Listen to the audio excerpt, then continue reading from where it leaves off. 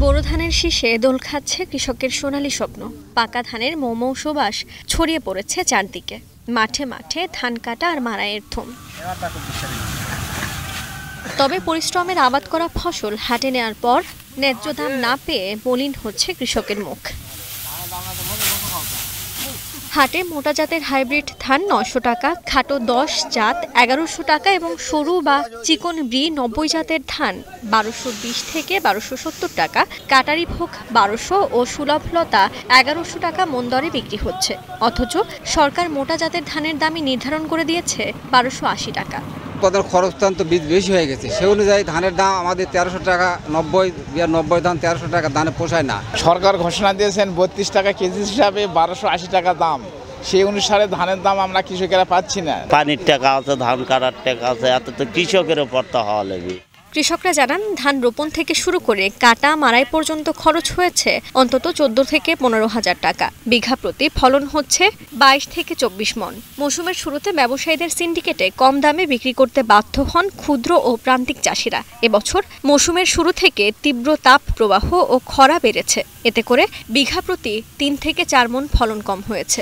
সার ওষুধ সব ছিটানা বেশি করা মনে করো সর্বনিম্ন ধান বাড়িতে উঠা পর্যন্ত ১৪ থেকে ১৫,০০০ টাকা খরচ করে। যায় কাটলে কাটার দাম বেশি, লে যায় বাজারে যায় দাম নাই, ১,০০০, ১০, ২০, ৩০, তাহলে আমাদের পোষাবে কেমনি?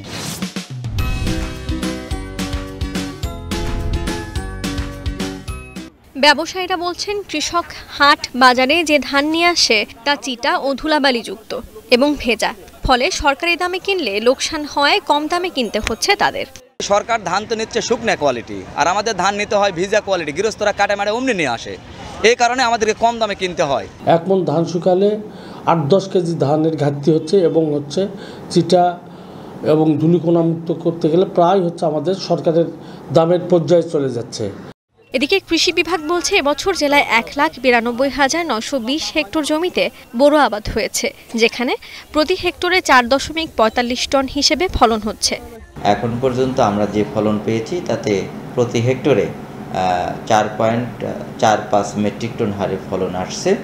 আশা করছি যে ফলন আরও কিছুটা বাড়বে এবং গত বছরের যে ফলন সেই ফলনের চেয়ে এবছর ফলন কিছুটা বেশি।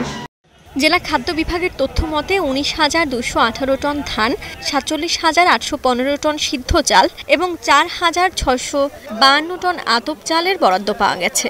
ইতোমধ্যে ধান সংগ্রহ শুরু হয়েছে। সরকারের বেঁধে দেওয়া দাম পেলে কৃষকরা লাভবান হবে।